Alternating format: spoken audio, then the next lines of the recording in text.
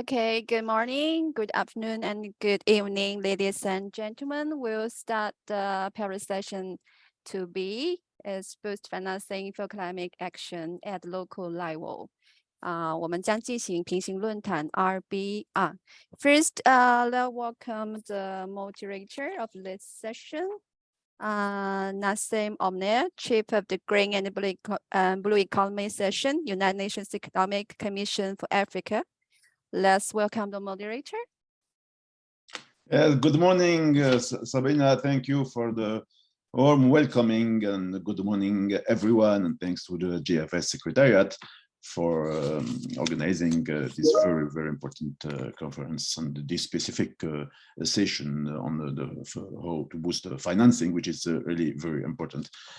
As we are running a little bit out of time, I will quickly introduce the panelists of this session, and then give them the floor for 8 to 10 minutes each. And then we'll, after the presentations, very interesting presentations, today we will go for a Q&A. And so without further ado, let me start by introducing our panelists today. We have with us Dr. Fedra Vanhuyse, who is Head of Division, Society's Climate and Policy Support, and Senior Research Fellow from the Stockholm Environment Institute.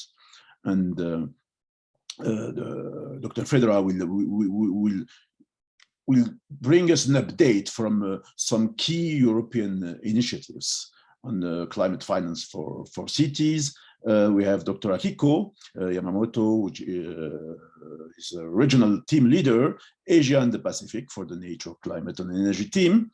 From the UNDP, United Nations Development Programme, and the intervention will be on how we could secure the foundations of a resilient and sustainable global future through cities with an integrated and sustained support across the dimensions. We have also the pleasure to have Ayaze Mita, which is running a digital finance, who is the digital finance and SDG lead at both the UNDP and UNCDF. And here the intervention is on the role of digital finance and challenge to boost financing of local climate actions. And of course, the role of fintech. We have also the pleasure to have with us Mitika Mwenda Mzalendo, who is the Secretary General of the PACJA, the Pan-African Climate Justice Alliance. And last but not least, not last but not least, we have two other panelists, Binta Mustafa, who is initiator of 100 Women in Tech Nigeria, and Hugh Garnett, who is the Senior Program Manager, Real Estate Institutional Investor Group on climate change. So let me very quickly, of course, you all understand that to really have a real impact, the financing dimension is central, is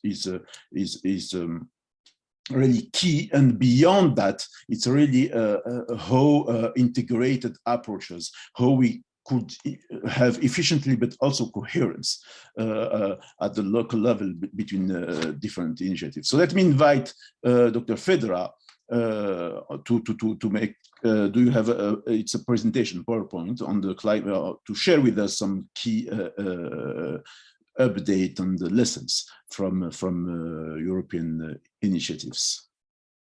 Yes, thank you so much, Nassim, and hi, good morning and good afternoon, everybody. So I'm very happy to be here today to talk a bit about some of the updates that has been happening at European level in terms of financing cities.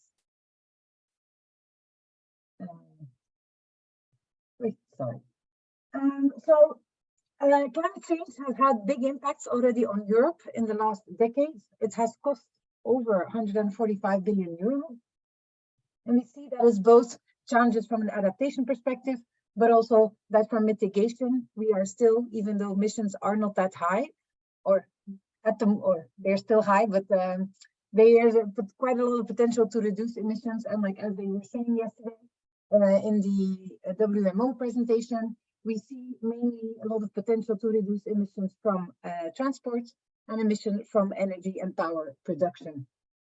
To decarbonize Europe, we have estimated that there's a need for between 400 and 800 billion US dollars across Europe. So quite a lot of money to make sure that all these cities meet net zero targets. In the last couple of years, the EU has started with its mission program. And so this year it's announced two of its missions, the EU mission for climate neutral and smart cities, and an EU mission on adaptation, where it will support in these two initiatives cities across Europe and in neighboring countries with climate neutrality and adaptation challenges. Within the EU mission for climate neutral and smart cities initiative, it consists of three actions. It is a commitment to climate neutrality, it entails an action plan, and it also entails the design of a climate investment plan, showing very importantly that the EU has climate finance as one of its key issues. At national level, there's a couple of initiatives that are worth highlighting. Myself, I'm part of the Swedish innovation program Viable Cities, where we're currently working with 23 cities across Sweden, representing 40% of the Swedish population, with climate neutrality 2030, with a good life for all within planetary boundaries. At the moment, territorial emissions in Sweden amount to about 4.4 tons of CO2 equivalents per capita. But consumption-based emissions, where we look at the point of consumption, but not the point of origin of goods and services, we see that we're about 7.65 tons of CO2 equivalents. To become climate neutral, this entails 1 ton of CO2 per capita. So quite a lot of work needs to be done to reduce emissions. For most of Swedish cities, transport is a big issue. And one of the options there would be in decarbonizing the fleet. There's another initiative in Spain called Cities 2030, where they're also supporting 8 cities with climate neutrality by 2030. These two initiatives are both parts of, a lot of the cities in both Sweden and Spain are part of the EU mission for climate neutral cities, where they're also designing the action plan and the investment plan, as I said. So within Viable Cities, we've worked on an approach that would support cities in assessing how much funding they would need for to reach climate neutrality. It's built up on 5 different steps. We're starting with what are your current emissions in your cities and what does your asset structure look like? Then we make a forecast where we look at future emissions in the cities, and again, asset structure. Will our population grow or shrink? Will there be any changes? And then following on from that, we define our climate actions. So we've designed levers within different categories, such as electrifying the fleet, a modal shift, designing more renewable energy, insulating your homes, and so on. And so then we look at that. Step 2 is tied very closely to our 3rd step, where we look at a risk assessment, an economic case, and an assessment of a policy. So following on from that, then you can do your climate investment plan, where you talk about the capital structure and how you will attract the different finance needs using different financial instruments.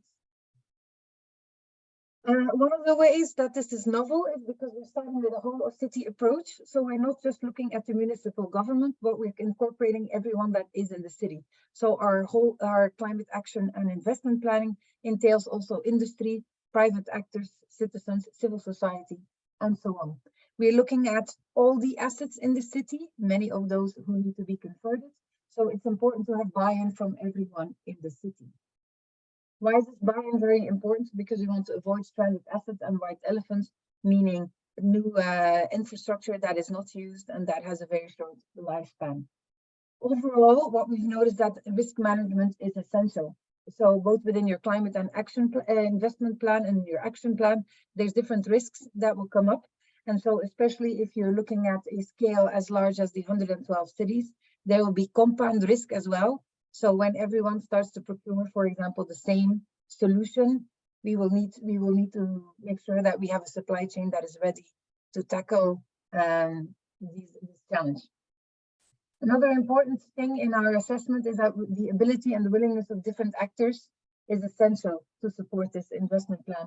Not everyone has the same credit rating, not everyone has the same financial means or instruments available. For citizens, there's an equity and an equality challenge. If you're talking about converting assets, in general, we're talking about the haves and the have-nots. So then there could be a problem for people who are in rented accommodation, for example, people who don't have a car, who rely on public transport, and so on. We are doing some work also with institutional investors to link it also with the EU taxonomy and how we can redirect fossil fuel support more towards net zero and decarbonization. And then a final actor that we have in our approach is the public agencies, because here there's a possibility also to redirect some of the public funding. Important to notice, it's not that every city will have, or there is not just one climate action and investment plan. This is an iterative approach because things change in your cities. You have shocks, external, such as the pandemic had a huge impact on travel, for example. But then there's also the electricity prices that change and that make your financial model look very differently. What we've done in Sweden, we've developed a dashboard that combines your climate action and your economic case. So it's an open access version. There's a link provided there at the bottom. And so here for all the cities, you will be able in Sweden, you can look at what are the territorial emissions, what are the consumption-based emissions at household level, and then you can play with different actions. And then at the bottom of our dashboard, you can see which actor has to pay what type of investment. For example, if in one city that we looked at, there was the emissions from transport, the options would entail electrifying the whole fleet, so also private vehicles. Here the cost was about per capita 30,000 euro, with private citizens having to pay about 228,000 euro of this cost. But if you look at another option scenario where you do a modal shift, where you let people, you move more people onto public transport, there, even though the total cost was still about 30,000 euro, then the investment needed from private citizens was only 10,000 euro. So here, why do we link the climate action plan with the investment plan? Is because it allows you to uncover who has to pay exactly what, and then linking that with the ability and willingness of the different actors to pay. Next year, so we will elaborate more on that dashboard. We will add in more actions and also more costing. But we also want to look at adaptation measures just for cities, because a lot of them are also prone to adaptation challenges and they also need to increase resilience. In addition, we will do some research on the portfolio approach. How can you bundle different investments to make sure that they are profitable? I think that's from an investor perspective. At the moment, we're looking mostly at bankability of single projects. So if you create a portfolio, you can provide a return on investment that works for all the measures in the portfolio. In addition, we will be looking at portfolio approaches across different cities. So we're working with 23 within Sweden, but at European level, there's 112. So what can we, for example, procure together, or where do we need more policy support? Where do we need redirecting of funding? Then finally, do some more research on redirecting funding and how to attract private investment. But one of the things, so I said in one of the slides, the emissions from Sweden, so the territorial emissions are about 4.5 tons. Consumption-based are about 7.7 tons per capita. So one of the roles of the EU here is also to support our neighboring countries outside of the EU and in low and middle income countries. So this is one of the reasons why we've included consumption-based emissions, because it shows the origin of the goods, and so how the EU can take on also a supporting role globally. And this could be through concessional finance to blended finance, but also support for loss and damages. I will stop there, but I'm happy to provide more information. Feel free to contact me. Thank you. Thank you very much, Fedra, and also thank you for respecting the the allowed time. Very interesting presentation. The dashboards is really something interesting and to develop, and also the idea of the portfolio for joint procurement is really key. So good expectations for 2023. So we encourage you to continue on this, and also to share your experience with the others. Let me now invite Akiko to share with us experiences from Asia and Pacific on how we could secure the foundations of a resilient and sustainable global future through cities with an integrated and sustained support across dimensions. Akiko, you have a PowerPoint. Yeah, please try to do it within 8 to 10 minutes. You have the floor.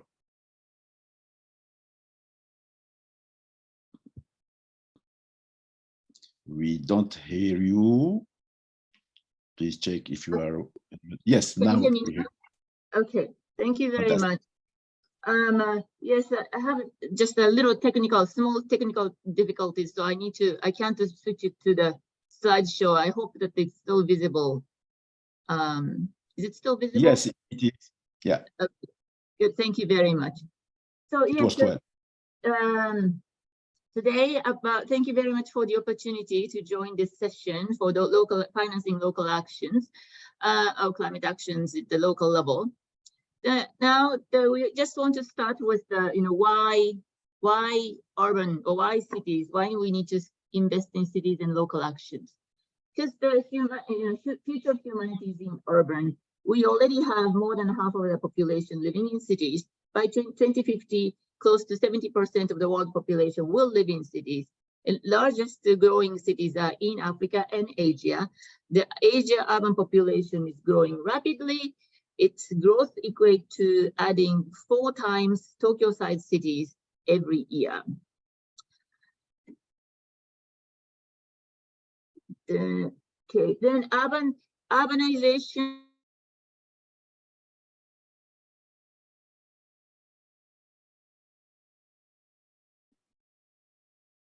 I think we lost you. I don't know Yeah, if we can't hear you. Yeah, we can't hear. Sabrina, yeah. Akiko, we can hear you. The connection.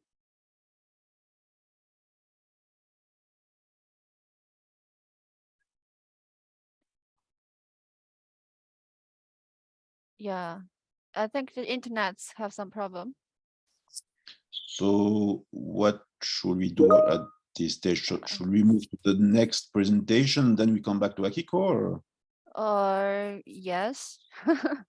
Yeah, I think it's the best. Professor Akiko, we can't hear you.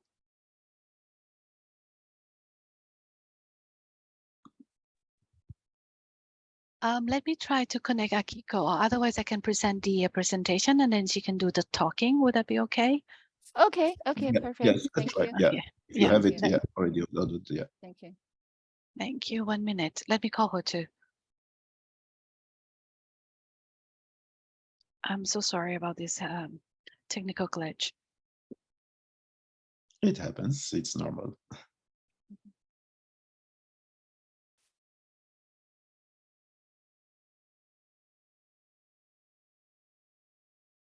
Hi, Akiko-san. Let me share the screen and then you can do the talking. Would that be okay?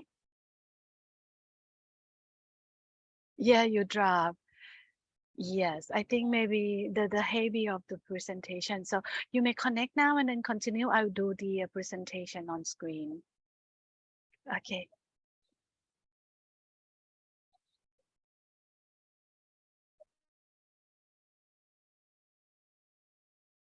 We can hear her voice. We don't hear you yet, Akiko. Yes. Okay, Akiko-san is still not there yet, no? Let me call her one more time. My sincere apology to all the participants too.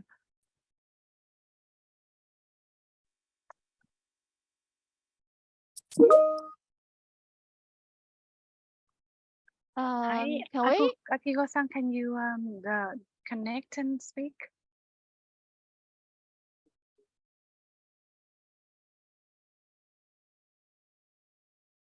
Hi, Kiko, do you hear us? Are you connected? So maybe can we move on and back to her? Yeah, it's better. Yeah, So, that better. Okay, back to her. So let us move to Isaiah. I hope that I'm pronouncing well your name, and please, Isaiah, you take the floor and upload your presentation, and you will. It's about fintech and how it represents solutions at the city level, and in general the role of digital finance and the challenges to boost financing at local climate actions. So please, you have around 8 to 10 minutes. Yeah, absolutely. Thanks a lot. I hope you can hear me. I hear you. I do have a presentation. Let me put it online. It looks like I'm also having the same struggle in putting it in Visio mode, full presentation mode. For some reason, it must be a version issue. But yeah, no, it's fine. Can you see it? Perfectly. Okay, excellent. So thanks a lot for the opportunity to be with you today, and thanks a lot for the opportunity to talk about the role of fintech in local climate finance. I think I'm going to take this into a slightly different direction from the rest of the presentations, and on a slightly new topic. I'm going to try to cover this very complex issue in 8 to 10 minutes as requested. So please bear with me, and apologies if I just touch on a few issues without getting into too much detail. I think the point I'm trying to make here is that fintech can actually really play a key role in catalyzing climate action. And so I'll start by talking briefly about the type of fintech innovations that are concerned. What are we talking about? We're talking about big data. We're talking about cloud computing. We're talking about artificial intelligence and machine learning. We're talking about all sorts of remote sensing technologies and approaches, from satellite imagery to connected devices, self-reporting assets, etc. And we are talking about distributed ledger technology. So these would be sort of the type of fintechs that would be involved. And how are they useful? Well, they're useful because there are still quite a few challenges and gaps in local financing of climate action. First of all, it's very difficult to get access to green and transition data on very small assets at local level, whether it's small shops, small SMEs, small buildings, etc. It's still relatively difficult to get access to that information. It's also still difficult to channel financing in cost-effective ways at local level. And of course, from an investor perspective, it's also difficult to get comparable ESG information and performance data for allocation of funding. And so in many ways, fintech and digital innovations can actually help with that. I think there's two aspects of this that I would like to insist on and that I will be talking about for the next few minutes. Is one, fintech also provides us with democratization opportunities for local finance. And by democratization opportunities, what I mean is engaging individuals and citizens in local climate finance. So it's not just about private institutional finance, but I'm also looking at private retail finance. There's a range of green digital payment solutions now that really allow in creative ways to engage citizens in green local finance. There's green digital investment solutions and crowdfunding solutions that also engage retail investors and micro savers into local finance. And of course, there's green circular economy models. So that's sort of one aspect really in trying to downscale the approach through fintech to engage citizens and retail investors. And I'll give you a few examples. The other aspect of it, the other side of the coin, is really more on the ESG data side, where you also have a lot of green digital solutions that actually allow us to capture ESG information and climate and green data on smaller assets, as I was mentioning before. For instance, you can actually identify carbon and environmental data points for small SMEs and small assets. You can start aggregating them to create, combining different types of assets that need similar type of financing for climate transition, for instance, to create financial instruments, for instance, climate transition bonds, to be able to finance this, etc., etc. And so let me, without spending too much time on this, give you a few examples of both sort of how democratization is happening at the local individual level through fintech, and also somehow fintech innovations that can help support investment pipelines at the local asset level.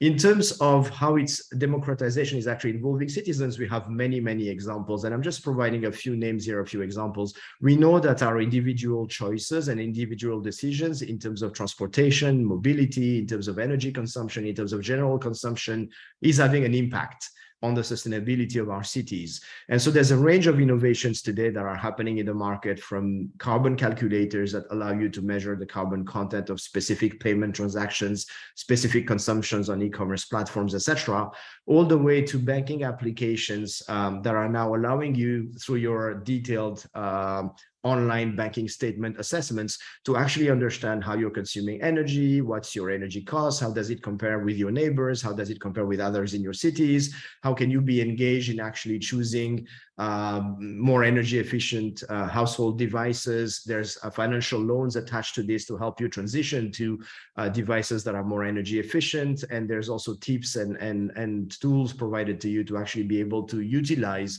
those devices in an effective way to reduce your energy consumption. So there's already a range of tools around understanding the impact that your consumption of energy at home, that your transportation choices are having. I guess the next level of that innovation using fintech is the example that I provide in the bottom right hand of the slide, which is Ant Forest, where really what Ant Forest, which is an application that runs on Alipay in China, has done is that they have actually modeled 18 behaviors in your day-to-day activities, from your transportation to your and mobility choices, to some of the products that you consume online, to all sorts of actions that you do that involve financial transactions. They have been modeling 18 type of transactions that cover pretty much what an individual would do on a day-to-day basis with their credit card and mobile payment applications. And they're analyzing the carbon and green content of these transactions, and they're engaging users in a virtual game. So the greener the choices you make, the more green points you earn, the more you can actually participate within the community on a green gamified platform, where you will be able to spend those points in planting trees, in restoring gardens, in doing all sorts of green activities. And in exchange for that, you then get actual tree planting on the ground and actual greening of parks and gardens on the ground that's been done on your behalf. As a CSR investment, if you would like, and then you get the feedback from satellite imagery, GPS geolocation data and pictures of the site, etc., that you have contributed to restoring and conserving. So, the point is, you can engage citizens on different type of use cases and different type of carbon intensive usage. You can actually provide them with information and the carbon content of their transactions and choices, and you can start engaging them in gamified platforms and approaches in actually making greener choices. So that's sort of one example. In terms of the crowdfunding, I'll just mention one project that we are currently piloting in Bangladesh, which is really about turning micro savers into micro investors into green, energy efficient, low carbon intensity urban infrastructure projects and community-based infrastructure projects. The idea is that Bangladesh needs about $20 billion of funding for their 2 to 3 year plan for rolling out green infrastructure across the country. They would have normally borrowed that from international financial capital markets at high interest rates and, of course, Forex exposure, et cetera, where the resources are actually available to a large extent, if not the full $20 billion, in the domestic retail market, in terms of both in the form of formal and informal savings. And so fintech solutions can actually help you aggregate very small amounts of investments for micro savers in the range of $2, $3, $4 into a mega fund that's managed by an asset manager that combines also other institutional private investments and public investments in a blended finance approach to deploy that towards the projects of the choice of the people. So people can choose if what matters to them in their community is a school, is a hospital, is a bridge, any type of green infrastructure that's in the portfolio of investment pipeline. They can decide, they have a voice in the development agenda. They also get the benefit of use. And they also get dividends from it then as micro investors in this. And of course, we've put in place all the guarantees and investor protection mechanisms and liquidity mechanisms, etc. But that's a way in which you can actually start turning individual people into investors in greening cities, because they live in those cities, they matter to them, they know what they need, and they become active participants and active investors, and they get benefits of use and dividends. And the last slide, and I'm sorry if I'm rushing through this a little bit, is really more not so much about the democratization and involving citizens. It's more on the other side in terms of how fintech actually enables new ways of financing local assets by making data available on ESG performance, on carbon content of different assets, etc. I think there's a few ways in which fintechs are really helping that I would like to highlight. First of all, connecting that to the democratization aspect in terms of lowering coupon sizes or lowering entry tickets. Fintech is enabling today, fractionalization of assets in a way that actually allows capital-intensive assets and utilities to be fractionalized, and it allows for fractional ownership and fractional investment into those assets, other than through a combined aggregate portfolio like an ETF fund, for instance. And that is in many different ways reducing the coupon sizes, the ticket size, and it allows retail investors at a slightly lower level below institutional investors to actually come into investing into green assets and green infrastructure in cities.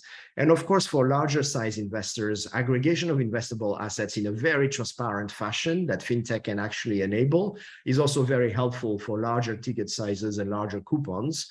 And I would say the final piece I would like to mention here, and I hope that I'm within time and within schedule, is that fintech is also enabling all sorts of new innovative circular economy models. And you can imagine, and when I mean circular economy models, I also mean in that sense, outcome-based payments that can then trigger specific actions linked to circularity in a sense. So you could imagine that investors, for instance, want to invest in greening a roof of a building as an example, and they would be investing in that. You will have workers and you have residents in the building that can actually participate in planting, the trees and everything that's needed to actually green the roof of the building. And as they perform those tasks and those activities, and as you start measuring outcome, you can automatically trigger specific payments into the wallets of these workers and those residents for their contribution to the greening of the building and the rooftop of the building. And they would get direct payments into their wallets. And of course, the results of the greening and the outcomes would generate payments to workers and participants and residents, but it would also generate different ways of returns to investors, for instance, through measures around carbon sequestration, or carbon uplift, for example, and other sorts of measures that would then be generating financial returns to investors. So there's many ways in which you can start linking investors and active agents on the ground, whether it's about greening buildings, whether it's about recycling plastics, whether it's about doing other activities that are in nature circular in a sense, where you can actually through fintech innovations track, verify the action and the activity. You can measure the impact. You can trigger automatic payments and rewards into the accounts of the workers and the agents on the ground performing the tasks. All of that in a fully automated manner, completely traceable, completely transparent. And that creates new platforms and new ways of engaging lots of people, and there's many examples of that. There's been examples in Indonesia, for instance, around recycling of plastic, and how communities are involved for recycling of plastics against payments for, depending on the amounts of plastics collected, etc. All of that can be performed completely transparently in an automated way, and is offering us many different types of platforms and avenues for engaging people and individuals who are the primary stakeholders in cities because they live in them, in also greening the cities. And so I'll just stop here. I'm sorry, I guess I've consumed my 10 minutes. I hope it was it gave you an idea of what's fantastic. possible, and I'm happy to chat more about it. Thanks a lot. It was really a brilliant presentation, and you opened our appetite for further discussions and questions. Thank you very much for that, and for demonstrating how we can turning people into green investors. Thanks for that. Let me move to Mitika. I don't see him on the screen. Can we back to Akiko, Professor? Oh yes, I if see Akiko, her, yeah. online, yeah. I Oh, see sorry, her. yes, Akiko. Let's try again to come back to Akiko. And yeah, my apologies, and I've already wasted some time. So let me just skip through. And so yeah, the Kunaji, if you can go for slide 3, I think you can go back to slide 3. Yes, go and yes, right. So I was talking, I think I lost everybody when I was talking about opportunities, and then in terms of the challenges is in Asia Pacific region, additional 1.2 billion people are expected to live in cities in the coming decades. So meeting all their needs will pose numerous challenges, and this has an implication that financing tend to be channeled urgent matters with limited capacity, both financial and human capacity. Today's urgent needs tend to get prioritized over long-term returns. And in urban areas, that's where the poverty and inequality are most acute and most visible. And also slum dwellers expected to double in the coming decade.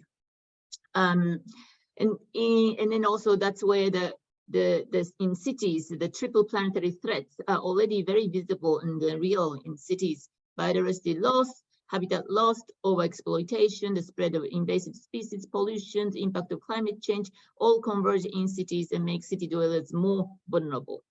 Now, the slide shown now, the next 2 slides, next please, yes, shows highlights the urgency and the needs for careful planning at the same time. We're at the crossroads, heading for breakthrough or breakdown. The mega trend like rapid growth will continue. The way we manage and build our cities will define future directions for humanity and the planet. Are we going to have more equality, less inequality? Are we going to have a more inclusive society, less inclusive society? Is our society becomes more sustainable, less sustainable? These questions are largely determined by how we manage development and how we invest in cities. Similarly, our resilient future will also depend on how we build, manage, and invest in our cities. Cities are the center of the country's infrastructure assets and human life, and especially in Asia Pacific, 70% of the natural disasters happens in our region, and the damage costing cities accumulates 314 billion a year, and the poor, the urban poor, coastal poor bear these impacts disproportionately. Around 90% of urban expansion in developing countries is near hazard prone areas with informal settlements most exposed to risks. So those are the things that we really have to consider when we're talking, when we think about investing in cities. Next slide, please. Then the reason for urgency is, of course, the climate action. The city needs to be at the forefront of climate action and green growth. If we are to stay below the 1.5 degree target, we really need to look at how we operate our cities and design our growth trajectories at cities. They are the biggest energy guzzlers. They also produce most of the world's solid waste, and the cities generate most greenhouse gas emissions. So there are a lot of opportunities for greenhouse gas mitigation, but there are a lot of responsibilities. Next, please. So moving forward, so what is required? What we see is the urgent need for transformational shifts in our cities to make our cities more resilient, sustainable, and nature positive. The three entry points, we really have to rethink the way we design, build, manage our cities.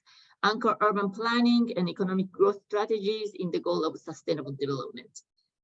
We also need to reassess the way we understand risks.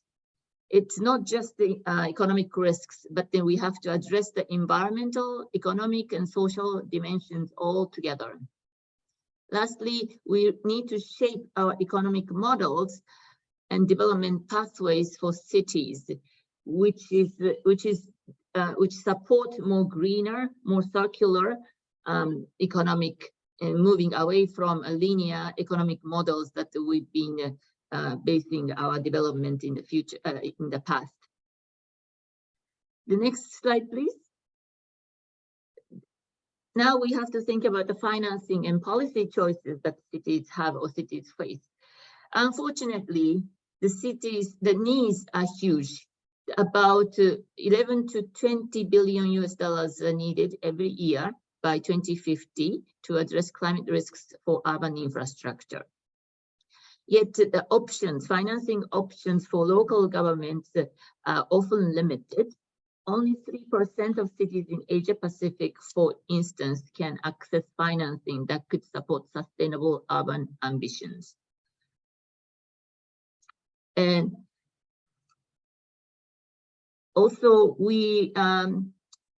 the financing currently available and flowing into cities are more about mitigation rather than adaptation or resilience building, while the urban areas have a much bigger demand in resilience building. The next, please. Oh, and I'm sorry, I probably missed the one point, apologies. So another point I wanted to point out in the last slide was not just financing. Yes, we need more money, but then we definitely need to see that the support, the help cities will make the need much better and broader, more coherent policy choices. So the policy choices in urban planning, development planning, and financial and investment decisions, they all have to be consistent. Right now, even at the national level or even regional level, the consistency is missing. We really have to support cities to achieve better consistencies in both policies and planning and financing. Next, please. I just want to share some examples of where UNDP is already investing in cities and local actions. So UNDP is committed to, through Climate Promise, launched in 2019, which is the world's largest support provided to 120 developing countries to enhance their climate change mitigation and adaptation ambitions in the nationally determined contributions. Through this umbrella framework, we partner with different donors in different countries to accelerate the implementation of NDCs in developing countries. We also pilot a number of e-mobility projects, renewable energy projects, energy efficiency in buildings, also cooling supply chains in partnership global environment facility. And the majority of them touched upon the cities. We also have governance for resilience initiatives, which help risk-informing development projects to enhance community resilience in the area of agriculture, water, public health, roads, energy, and infrastructure. Also, we support the UN-wide system tools like UN Common Guidance on Resilience or the Strategy for Urban Risk Management and Resilience. And lastly, partnership and collaborations to support and to enhance the impacts. We have to really join our forces together. So through partnership like Making Cities Resilient 2030, urban resilience in cities and coastal cities, social innovation platforms in Thailand, Indonesia, Uruguay, Mozambique, and European countries. Through SIP, we partner with local community engagement, and also we facilitate more development solutions as well as the partnership and financing channels to the local municipalities. And cities to city network. This is also a global network for knowledge exchange, capacity building, and co-creation of innovative solutions, leveraging new technologies and catalyzing the innovative financing solutions. The next, please. So in terms of the key takeaways, we really need to invest in cities, and also we have to redefine and focus on the role of cities in the national and global development trajectories and priorities. What does not happen in the cities. You know, what we cannot achieve in the local actions, the local impact, we cannot expect that to be achieved at the global level. Then we also need to move away from a projectized approach to a more portfolio level integrated approach to catalyze the transformative shift. And we are trying to do this starting at the national level, but then we are also more and more directly working with the local government level to promote the transformative change. I think my time must be up, so I'll stop here. Thank you very much. Thank you very much, Hiko, for respecting time, given the challenges you had to face with this connectivity problems. But you have insisted on the coherence, the need for policy coherence. And in fact, this is linked also to the previous presentation on Isaac, very interesting too. And this is a question for Isaac for the Q&A, how while ensuring more democratization, which is very interesting, we keep also because coherence, policy coherence is key to keep that trajectory. So we'll come back to you on that specific point to discuss about the coherence and having tremendous opportunities with fintech. So let me move to Mitika now.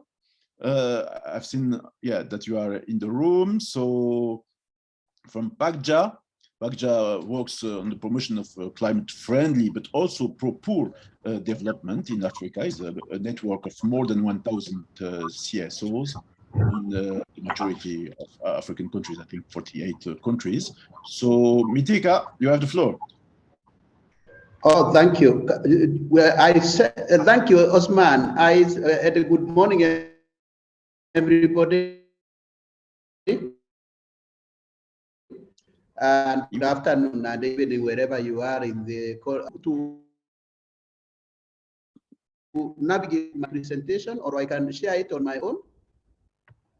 I think you have some internet issues. Perhaps it's better as you have sent it. Perhaps if we can, Sabrina, if you can make sure that is displayed. I don't know, or we try to share it. Yes. But perhaps switch off your camera to have more. You try on your side because it's quite yes. I think that the internet is not stable. So, yeah. Sabrina. Yeah, please keep going. Yes, my internet is quite unstable, so you can try my presentation on yours. So as Sabrina shares my presentation, I just want to start by, as Oulmane has said, we are a consortium of organizations based in Africa, constituting diverse group organizations from grassroots organizations. Most of them are city-based. They are also faith-based. We have NGOs, people of all diversities across Africa. And our work basically is to really, we believe that we work with people at the front line of climate change crisis, and we all of them really can attest to the changing climate. Our members believe that environmental and climate justice can only be achieved if governance, I'm very happy the previous Akiko has really mentioned the issue of governance. If governments, one, recognize the right to justice, and two, respond with policies, with resources, that is particularly climate finance, and the actions directed, that money direct to actions that meets needs aspirations of the citizens. And so we bring these people together, and it is quite essential that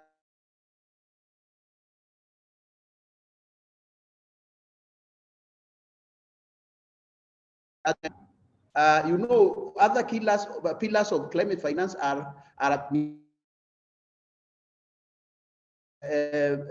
then we have very critically capacity building, climate finance, and then the pillar, the newest in the block is loss and damage. So among other things, you know that the climate finance is coordinated under the Standing Committee on Finance under the UNFCCC, which provides a platform for a wide range of climate finance stakeholders.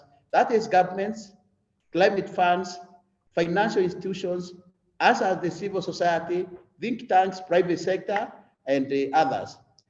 So this group was established particularly because the issue of climate change finance is very contentious for information exchange, to promote linkages and coherence in the mobilization and the delivery of climate finance. How it has been delivered then is an issue altogether. But as I've mentioned, it is very divisive.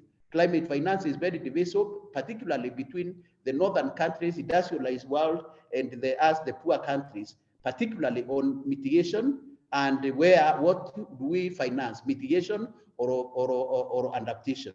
But unfortunately, all financial flows, if they are looked at, they are really designed as investments, and they are seen as having returns on investment.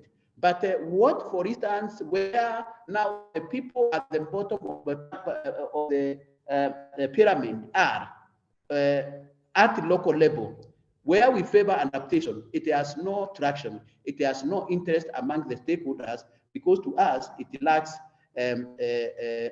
return on investment.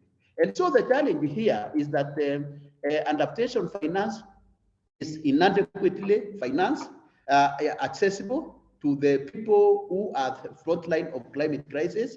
And this is made impossible and complicated by modalities and the requirements thereof.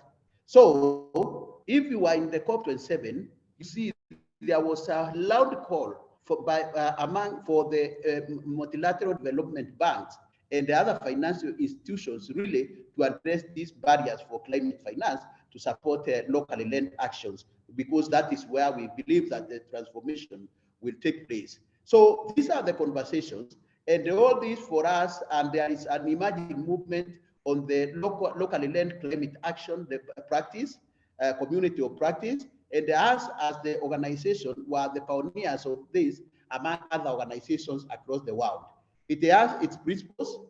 These principles are, first of all, the decisions must devolve to the local level possible. We must address structural inequalities faced by particularly women, young people, disabled, indigenous people, and marginalized. These are the local communities we are talking about. It must be really predictable funding that can be accessed more easily. And I just want to mention that when we are some of the groups which are very vocal in calling for a multilateral finance fund, which came to be Green Climate Fund, which now we believe that actually it has completely militated against what we wanted to, because it is completely inaccessible. In fact, for some of us, we are calling for its reforms because it has exceeded even the World Bank in terms of its accessibility and the bureaucracy. So we need really to look at whether it can be able to fund, because you apply for money, by the time you get it, even people which wanted interventions will have even died waiting for that money. So the other principle is investing in local capabilities to leave an institutional legacy. Then the other one is building a robust understanding of the risk on climate change and its adversity, and then flexibility in terms of programming and learning and ensuring transparency and accountability. And then finally is the issue of collaborative action and the investment when we are dealing with this. So in ourselves, we look at climate finance, that it must be seen as resources that go directly to address local level vulnerabilities. This must be not be confused with the official development assistance, and so must not be given as a loans. So if then you cannot turn the poverty and vulnerability of communities again into business. So that is the problem which we have currently, and we need to address it. The role of intermediary institutions in ensuring access to the poor must be really noted because, as I've mentioned, the Green Climate Fund has lost its traction on why it was established. Some institutions must not be impediment to the smooth flow of climate finance to the poor people and the vulnerable communities suffering the impacts of climate change. But the capacities of locally led, locally based actions to access finances must be very emphasized in this regard. So as Fedra, I just want to share with you what we have been doing. We have been in the forefront of demonstrating how this works in practice and how it is operationalized with some of the local initiatives and the pilots we are doing now. So an example is a project we are calling Tutengreten to Dinuetena, or we lifted ourselves again and integrated COVID-19 climate intervention project, which is a model bringing private sector, combining the role of private sector, civil society, community, and you know, that value chain in delivering successful value chain in a livelihood initiative that is scalable. And this has really, I'm not going to really talk about it now, but really bringing together all these actors in an integrated manner so that you can improve the value chain and these communities can be able to move the next level of resilience. It is really working very well. So if you look at, I've shared how the process of consultation with communities and community leaders to build that ownership. You have to create awareness among the communities. In terms of give the community that power to decide what they want. So it is an extensive from the mobilization of community to crop planting to seeking the resources to monitoring, to harvest, and then to deliver. Then it is really a demonstration that people have their own solutions.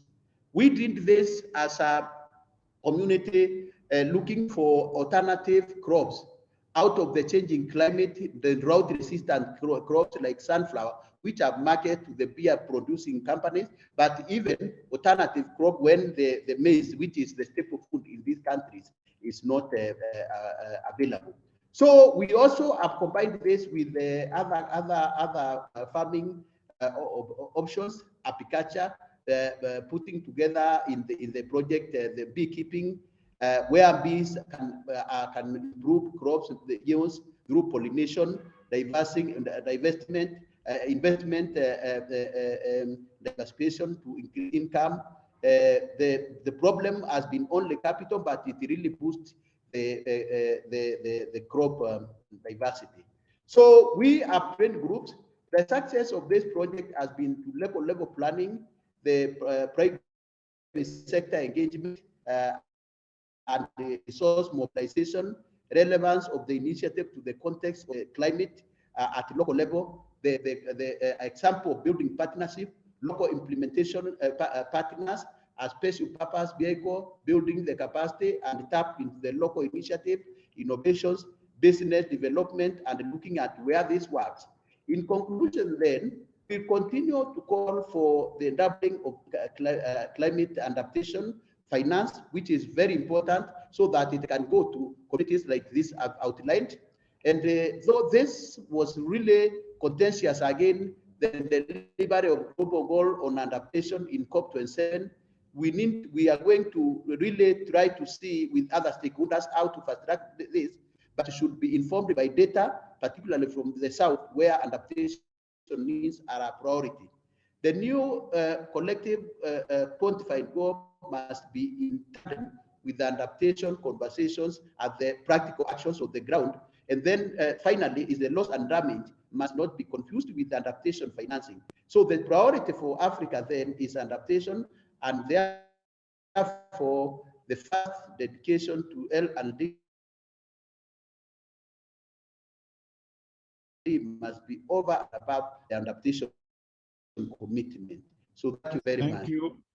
Thank you very much, Medika, and thank you for highlighting also how the need to tackle local level vulnerabilities and to how to turn it into business, and the importance of having poor climate finance. Let me now turn to Binta Mustafa. Binta, you are with us. So as we are running a little bit out of time, I immediately give you the floor.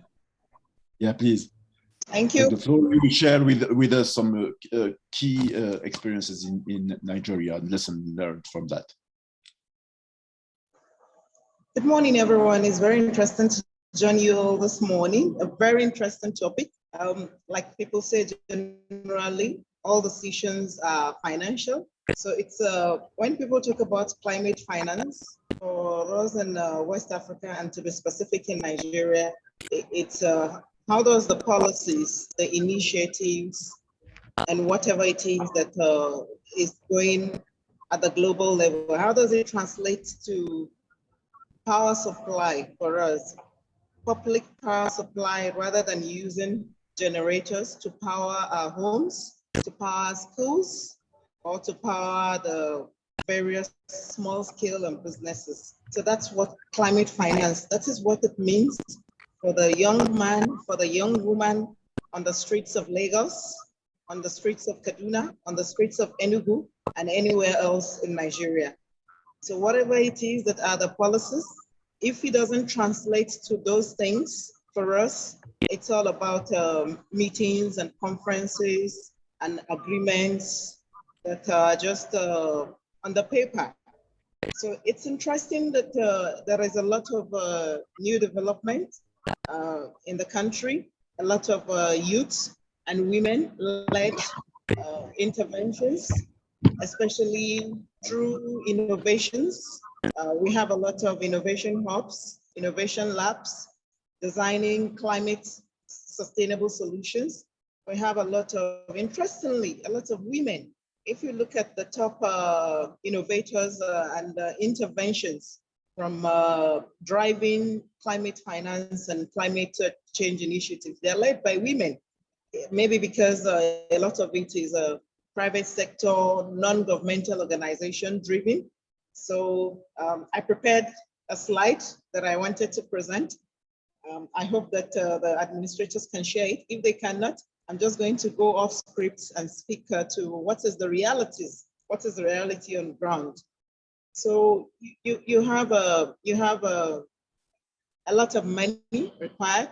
There's a lot of budget, and the Minister for Environment, Minister Mohammed Abdullahi, quoted at the just concluded COP27, which just rounded up in Egypt, that for Nigeria, we do not have the money that is required to drive those initiatives which environmental institutions have come together to agree is required for a sustainable environment.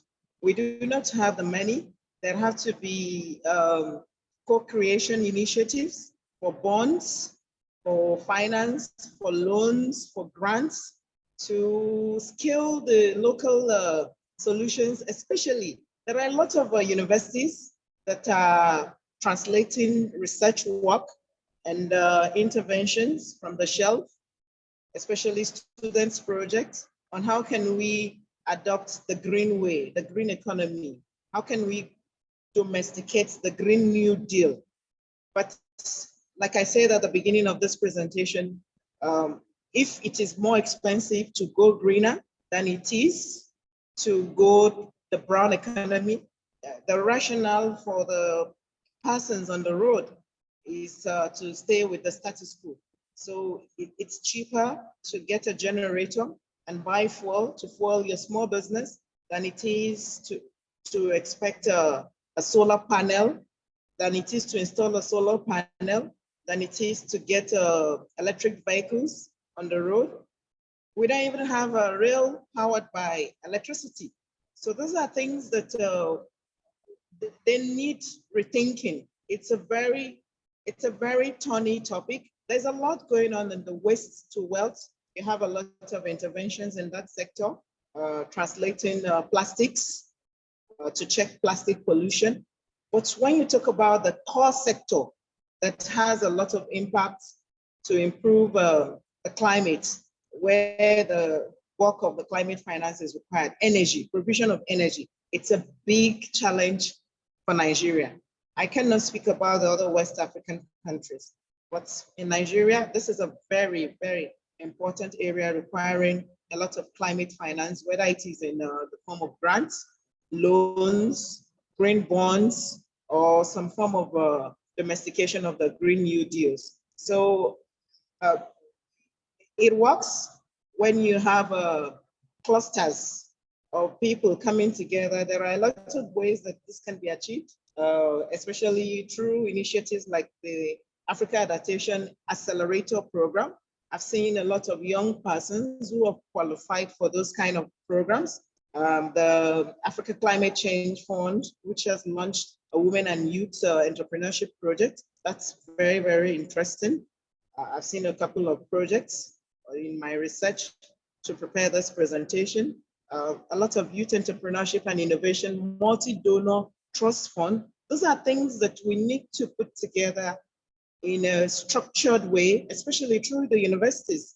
If you go through like a project I was working on, finding how innovation labs situated within universities are driving innovation. If you want to innovate around that, you need to go through some of this, maybe the National University Commission, so that it can scale, the impact can be more strengthened, it can be more sustainable, it can be more long-term when you do this through educational institutions. So that's my point that I want to, that's the final word that I want to leave with us at this session. We should re-engineer, we should rework the way that we have been putting in money. It's not just enough to put in money for climate finance at the local level, but how are you doing it? What is the methodology? What is the approach? Who are the people? Who are the stakeholders? So that is my contribution for this session. I look forward to listening to others, and it's been very interesting listening to the other presentations. Thank you. Thank you very much, Binta, for sharing this experience and lesson learned, very important from Nigeria, and the importance of having a clustered approach and inclusive approach to tackle these challenges. Let me now turn to Hugh Garnett to have the investor voice. So Hugh, thank you, Nassim. Can I just thank you. Can I just check everyone can see my screen? Yes, we see it. Not on the. Yeah, now it's perfect. Now? Thanks. Perfect. Okay, great. Thank you, Nassim, and thank you everyone for the invitation to be here. So yeah, for those that don't know me, my name's Hugh. I'm a real estate expert at the Institutional Investor Group on Climate Change. So we are the European membership body for investor collaboration on climate change. We have around 400 institutional investor members, mainly pension funds, asset managers across 23 countries, primarily in Europe, but also outside. And obviously our members invest throughout the world. And we have over these represent over 60 trillion euros of assets under management. Just quickly, our mission is to enable the investment community in driving significant real progress by 2030 towards a net zero and resilient future. I'm not going to cover everything on this slide because I'm just conscious of time, but essentially we work to support and help define the public policy environment, investment practices, and corporate behaviours through engagement that address the long-term risks and opportunities associated with climate change. So one of our key initiatives is supporting asset owners and asset managers to commit to net zero across their asset classes. We've produced a framework for investors to do this, and we currently have 291 asset managers committed to the Net Zero Asset Managers Initiative, with over 66 trillion euros assets under management reflected there. And we have 57 asset owners assigned to the Paris Aligned Asset Owner Initiative, with over 3.5 trillion euros assets under management. So I think that just provides a little bit of context of our membership and what we do. So in terms of investors financing local climate action, so clearly, as we've already heard, investors play a very important role in boosting finance for local action. Successful management of climate risk, including at a local level, is key to the long-term profitability for investors. And I think, you know, it's really important that we remember that point. You know, the spending requirements for sustainable cities and urban infrastructure do go beyond the public purse, and at the same time, you know, I think it's important to note that investors are looking for sort of place-based approaches and projects for delivering environmentally sustainable outcomes and social impact. Cities offer this opportunity and the ability to deliver returns for investors, but a point that's already been made, you know, national and local governments need to sort of unblock the bottlenecks and support efforts to build capacity using public money to de-risk investment projects, enabling development of markets for private investors to really take projects forward. You know, we need to align all the sort of global finance flows of pathways to reach our climate mitigation adaptation goals. And, you know, we need to make clear the intentions to establish the policy environments that really support this and send clear market signals and promote regulatory certainty. So I think in recent years, we've seen institutional investors such as asset managers and pension funds make successful investments with attractive returns at a local level, particularly in sort of energy infrastructure, which is really crucial for us to meet our climate goals. And, you know, this has been possible in part due to government's own climate goals and the supportive policy and regulatory environment. And I think, you know, one of the key points again that we've already heard about is really the importance of collaboration, including between investors, cities, and national governments. And it's really sort of essential to bring these groups together and have a meeting of minds in terms of financing urban climate action.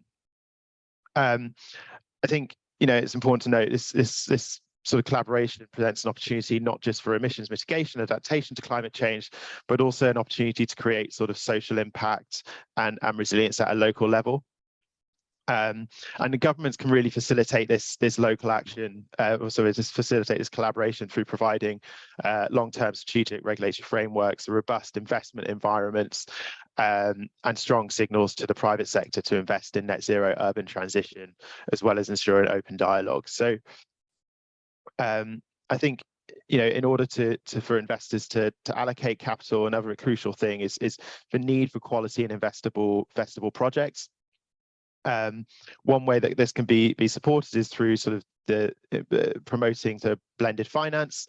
I think, you know, investors have had success in investing in green solutions in developing countries via direct project financing, where specialist fund managers have strong relationships and expertise in certain jurisdictions, via private investments using the blended finance and other de-risking mechanisms, which is really a smart way to unlock private capital when the risk appetite is low. So it's really crucial to sort of de-risk the investment.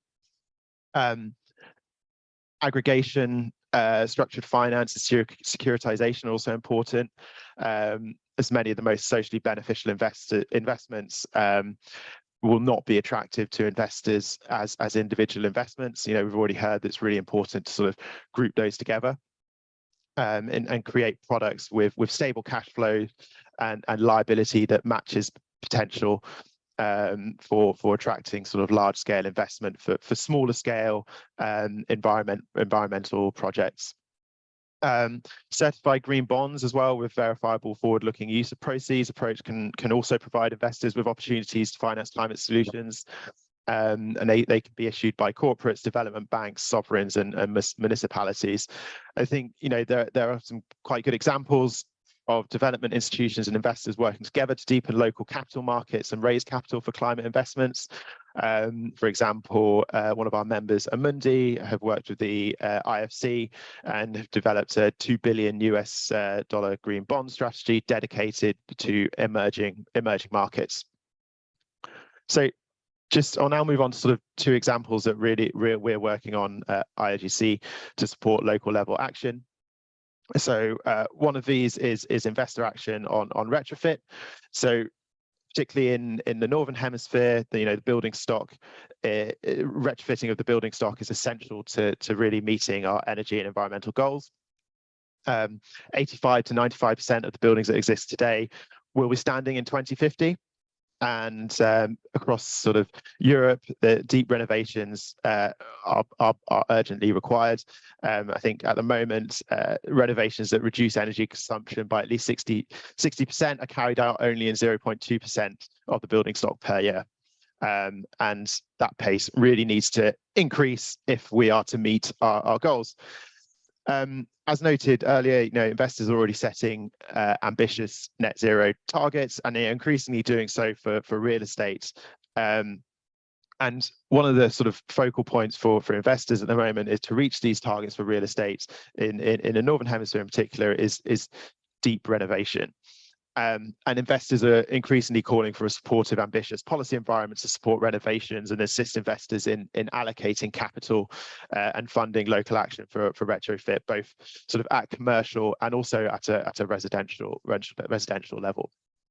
I think it's important to note they're both legislative and market drivers for investors to retrofit portfolios, and I think one of the biggest drivers is the risk of falling behind on the path to 2030, and for legislation to accelerate and move the goalposts, presenting huge risks for investors' returns and potentially the risk of stranded assets. Currently at the EU level, we have the Energy Performance of Buildings Directive, and investors are really calling for strict local or national sort of minimum energy performance standards and harmonized EPC requirements. And I think, alongside this sort of supranational or multinational level approach, this can really be supported by more local level action as well to really incentivize and support investor action. One such example is in France. They produced sort of new regulations that set out ambitious reduction targets in existing buildings by 2030 and through to 2050, sort of really driving that change that's required. We also have sort of other local examples. So we have a Finnish asset owner member, Oulmane, who set targets for their real estate portfolio to be fully net zero by 2035, reduce the total energy carbon footprint by 100%, emissions from construction materials by 50%, and recycling 100% of their construction and demolition waste. And in order to do this, they really need to sort of drive that energy efficiency and retrofit of buildings. So, mobilizing necessary investment here for retrofit is challenging, but again, we need to ensure that we have the right policy environment and incentives in place to really allow investors to allocate their capital. So the second area I just wanted to focus on quickly was the work that we're doing around adaptation and resilience. So, as noted, investors are setting net zero targets and developing transition plans and methodologies, metrics and tools and data to develop these transition plans. But they're also doing this for adaptation and resilience, so they can protect their investments on behalf of their clients or beneficiaries to physical climate risks as well as transition risks, and we're well positioned to take advantage of the opportunities from transitioning to a net zero future and a resilient future as well. So we know resilience is key for many local communities, and investors are likely to be able to support these resilience goals most effectively by supporting those assets to build their own adaptive capacity. That's the adaptive capacity of the companies, the governments, real estate infrastructure in which they invest. And I think, investors can't do it alone, but nor can any one group of stakeholders. So again, in order to succeed, we need greater collaboration between the financial institutions, that direct capital flows from policymakers, regulators, data providers, and others. And in order to support this, we at IIGCC are developing a climate resilience investment framework. It's to really focus on sort of the key levers for investors to address risk. So these are the integration of physical risk and opportunities into the investment process, asset allocation and portfolio construction, the importance of engagement and stewardship, investment in adaptation solutions, policy advocacy, and disclosure. And I think real estate and infrastructure are clearly a priority asset class for climate resilience. And we will be developing this framework over the coming months, and looking to launch it at some point next year.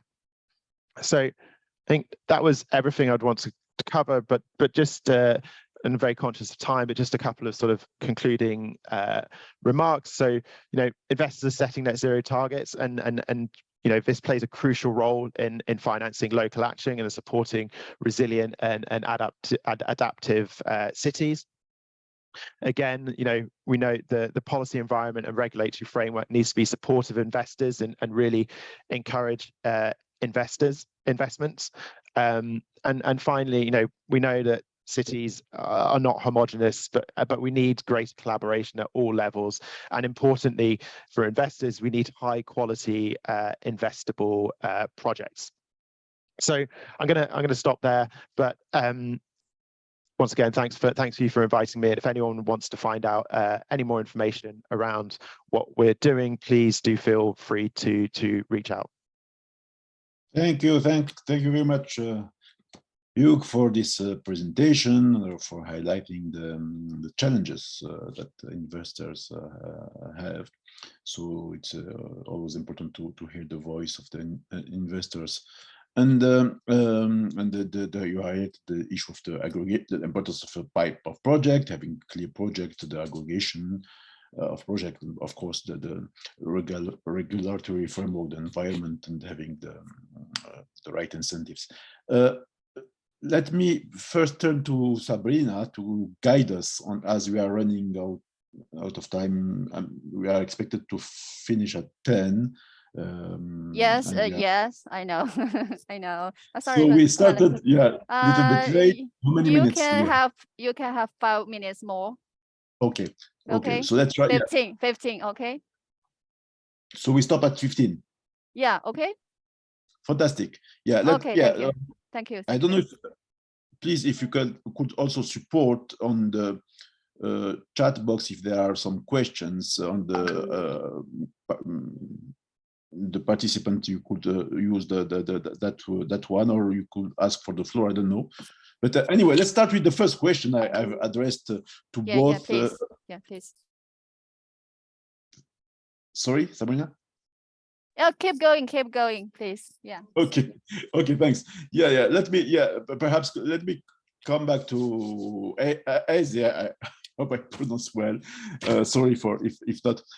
On the question of, you know, this balance between the trade-off between having a policy coherence at the city level to have a clear trajectory while using fintech with the tremendous potential that it brings on the board, but in a very decentralized way. How do you see, anyone could reply to that? I'm asking Isaac because he's the one who presented the democratization aspect. So how do you see the policy makers at the city level dealing with that specific issue? Yeah, so just a very brief note first. I talked about democratization because I felt that this was a road less traveled. Obviously, fintech also plays a critical role in helping and supporting risk pricing, impact assessment, and channeling of institutional investments into resilient cities. But I guess the democratization aspect is something that I wanted to emphasize because We have $68 trillion of consumer spending globally, 10% of that on e-commerce platforms. Retail investors are responsible for 30 to 50% of daily market trading volumes, et cetera, et cetera. So there's many ways in which citizens can actually have an impact. And in fact, all the institutional money in the world is people's money in the end. And so if you're able to create those chains of accountability and increase the agency of people, you can actually really go a long way.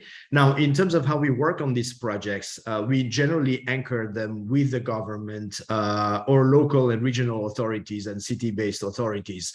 And so the projects are usually owned by them or sponsored by them, or they're actually part of a strategy that we help governments and regions and cities develop on how to harness fintech to accelerate their national development priorities. And those national development priorities are related to urbanization, they're related to climate, they're related to SME finance, to all sorts of topics, right? But because as you anchor that in a national strategy for how to harness fintech innovations for national development priorities and regional priorities and community level priorities, now you're starting to actually foster by institutionalizing it somehow as part of something owned by the local authority or the national authority, you're fostering those cross-regulatory discussions between regulators and policymakers that are really needed to manage the trade-offs. And the trade-offs will be very different from one context to another. If you're giving a license to a ride-hailing company, for instance, to operate in a particular context, or if you're allowing them to be listed on the stock exchange, is it good for sustainability? Is it good for climate? Or is it not? It might be good for climate, might be bad for climate, but good for livelihoods. Or it might be good for livelihoods and bad for decent work. And so in many different ways, those trade-offs, they will depend on, they will be very context specific and country specific. They will need to be taken at a local level. And that's why anchoring sort of that fintech strategy and catalyzing those fintech innovations as part of a territorial development plan or a national development plan at a national level that is anchored in sustainability is really important to foster those discussions and manage those trade-offs. So it's essentially sort of how we approach it, to sort of feed it really into the policy process and the budgeting process for sustainability at global, local, national, regional, and local levels. I hope that provides some kind of response. Thank you very much. Excellent responses, and you are opening different, potential ideas to explore. So very, very interesting. Thanks for that. While we are looking on the chat box, perhaps another question addressed to anyone on the. We have cities with the high level of with debt distress, and they have a high level of debt. And at the global level, we have more and more focus on the green bonds, blue bonds, ESG bonds, etc. And but sometimes, particularly when you, at the country level, when it goes in parallel with the debt swap. Debt for nature swaps. So is there a way to do it at the local level, at the city level, to have debt for urban climate swaps? So to give more fiscal space to the cities, to the local authorities to have climate action. So I don't know, it's just I would like to hear from the panelists if anyone would like to react on that while we are looking to questions on the chat. Anyone who would like to take the floor on this, or to comment the presentations, or to not oblige to. I'm happy, Nassim, happy to provide a short comment. I think there are definitely opportunities. I think the importance is to make it investable for investors. So need to have sort of high quality investment plans and strategies in place for investors to make it attractive. Investors are going to need to want to see a return on investment. I think we've heard that a couple of times today throughout the sessions. I think that's really crucial to remember. So investors, they're very willing to invest in adaptive capacity, in climate solutions, in climate resilience. But again, it's it's that importance of having really high quality investment plans in place to really attract capital. So I don't know if anyone else wants to come in on that. I was muted. Thanks. Thank you very much, Hugh, for this insight. Anyone would like to? If I can make yes, I'd like to please. add to the conversation. Please go ahead. Fedra and then Minta. Okay. Okay, So I would like to make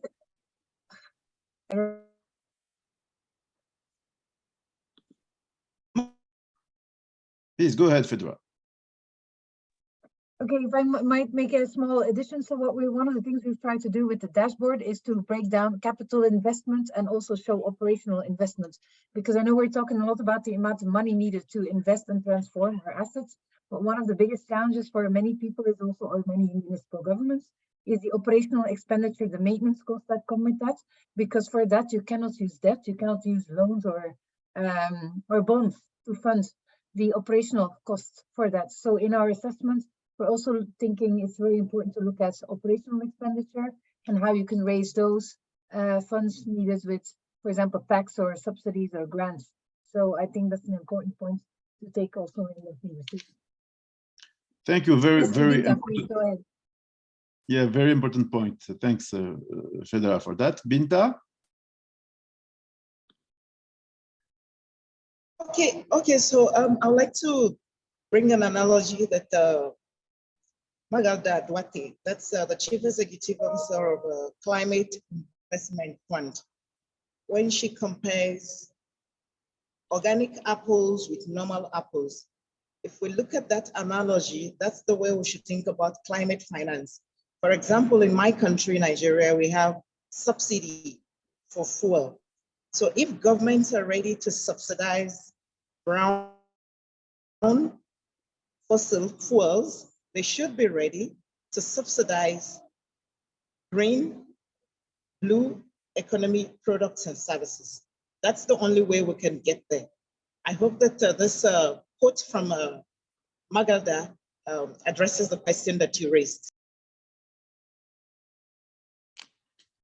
Thank you. Thank you for that. Indeed, the transition from non-renewable subsidies to green, to subsidizing green renewable energy, etc., is really fundamental. And the political economy of that is something to consider, and is country specific. And but definitely to change the model, you need to change the incentives and the pricing, and to really significantly change the pricing and the subsidizing. So this is a key in to accelerate the transition. I don't know if it's already 14. I think we will not have the time to take another question.